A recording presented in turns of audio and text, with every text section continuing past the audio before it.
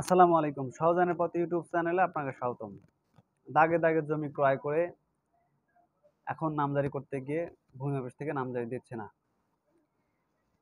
অর্থাৎ দেখা যায় যে এজমালি সম্পত্তি বা যৌথ মালিকানা সম্পত্তি একাধিক দাগ উল্লেখ করে কেউ একজন জমি দলিল করে, সেটা পরে হেবা দলিল, সাবকান বা অন্য যে কোনো দলিল করে নিয়ে থাকুক না কেন, এখন এই সমস্ত জমি দলিল করে নেওয়ার পর যখন জমিটা নামজারি করার প্রয়োজন পড়ে, বর্তমান সময়ে ভূমি অফিসে এ ধরনের দলিল নিয়ে নামজারি করতে গেলে বা অনলাইনেও যদি আপনি আবেদন করেন নামজারির জন্য, সেক্ষেত্রে কিন্তু ভূমি অফিস থেকে প্রথমেই এটা কিন্তু বাতিল করে দেয়। এর কারণ হচ্ছে যে আপনি আসলে কোন দাগে ভোগ দখল করেন। অর্থাৎ আপনার দলিলের মধ্যে একাধিক দাগ আছে, জমির যে দাগ সেটা আছে, একাধিক জমি আছে। ধরুন যে 502 নম্বর দাগ 10 শতক, 305 নম্বর দাগ 15 শতক, এইভাবে নিয়ে নিয়ে দেখা যাচ্ছে 5-6টা জমির দাগ নাম্বার নিয়ে অথবা 14-15টা জমির দাগ নাম্বার উল্লেখ করে দলিল করে নিয়েছেন। এখন সবগুলো দাগের জমি একত্রিত করে যোগ করে দেখা যাচ্ছে মোট জমি ওখানে 50 শতক। এখন 50 শতকের কাতে, অর্থাৎ 50 শতকের মধ্যে থেকে আপনি 5 শতক অথবা 10 শতক জমি দলিল করে নিয়েছেন। এখন কোন দাগে কতটুকু নিয়েছেন, আপনি এই যে 10 শতক জমি দলিল করে নিলেন, এটা কোন দাগে, এটা সরাসরি উল্লেখ নাই।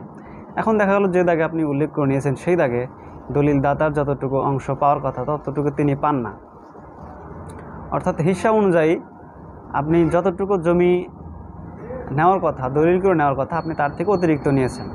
অর্থাৎ যৌথ মালিকানা সম্পত্তি বন্টন নামা দলিল ছাড়াই তিনি তার প্রাপ্য হচ্ছে অতিরিক্ত জমি দলিল করে দিয়েছে।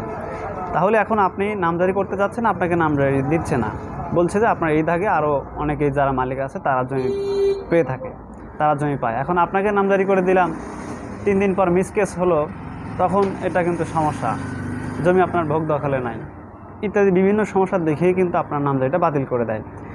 তো এখন এক্ষেত্রেও দেখা যায় যে যৌথ মালিকানা সম্পত্তি, এজমালি সম্পত্তি কেউ একজন দলিল করে নিয়েছে, অনেক তিনি নামজারি করে নিয়েছে।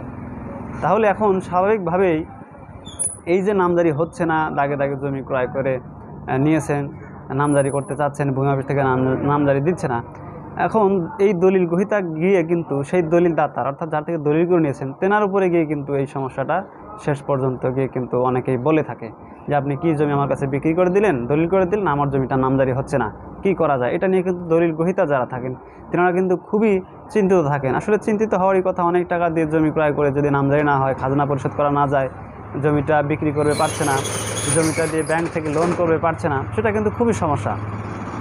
দেখুন দলিল দাতা উনি কিন্তু জমিটা কিন্তু একটু চিন্তার মধ্যে, যেহেতু দলিল গ্রহীতা উনি আবারও গিয়ে দলিল দাতার কাছে এই বিষয়টি জানাচ্ছেন, তো সেক্ষেত্রে কিন্তু দলিল দাতারও কিন্তু একটু টেনশন হয়।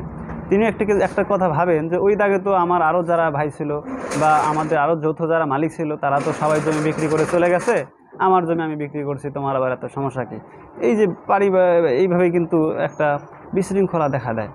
তো এটা খুবই সমস্যা। তো আমি বলবো যে আসলে যদি এরকম সমস্যা হয়ে থাকে, যৌথ মালিকানা সম্পত্তি, এজমালি সম্পত্তি আপনি এক দাগে পুরো অংশ কিনে নিয়েছেন বা এই যৌথ প্রত্যেকটা দাগ উল্লেখ করে কাতে জমি ক্রয় করেছেন, কাতে নিয়েছেন যে 50 শতকের মধ্যে থেকে আপনি 5 শতক, কিন্তু আপনার 5 শতক ওই দাগে, যে দাগে আপনি নামজারি করতে চাচ্ছেন, যে দাগে আপনি ভোগ দখল করছেন, সেই দাগে আপনার অংশ টেকে না। তো এটা নিয়ে কিন্তু খুব জটিল সমস্যা দেখা দেয়। তো এটা নিয়ে যদি এরকম সমস্যায় কেউ পড়ে থাকেন, সেক্ষেত্রে আপনারা চেষ্টা করবেন যে আরও যারা মালিক ছিল তাদের সাথে একটা বন্টন দলিল, বিনিময় দলিল, আওয়াজ দলিল এগুলো করে তারপরে নামজারি করে নিলে ভালো হবে। আর এক্ষেত্রে কিন্তু দেখা যায় যে অনেকে কিন্তু একটু চালাকি করে।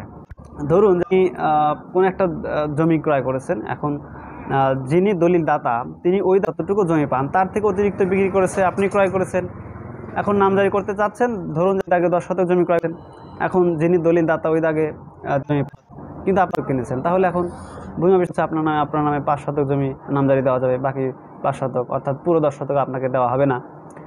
তো সেক্ষেত্রে আমরা সাধারণত মাঠ পর্যায়ে যারা কাজ করি একটু চালাকি করি, যেমনটা ধরেন যে ওই 5 শতকে প্রথমবারে নামজারি করে নিল, অনেকে কিন্তু চালাকি করে এ ধরনের কাজ করে থাকে যে হ্যাঁ আমি বৈধভাবে আমার এই দাগে যতটুকু পাই ততটুকু আমাকে নামজারি দেন, তিনি নামজারি করে নিল, পর ওই দাগে যত জমি নামজারি করতে পারে নাই ওই না আবারও তিনি ওই দাগে নামজারি করেন, তাহলে প্রথমে গেল 5 শতক, পরের বার নামজারি হলো 5 শতক। এভাবে নায়েব তহসিলদার এসিলেন, এনাদের চোখ ফাঁকি দিয়ে যোগ সাজসে এরকম কিন্তু অনেকে নামজারি করে থাকে।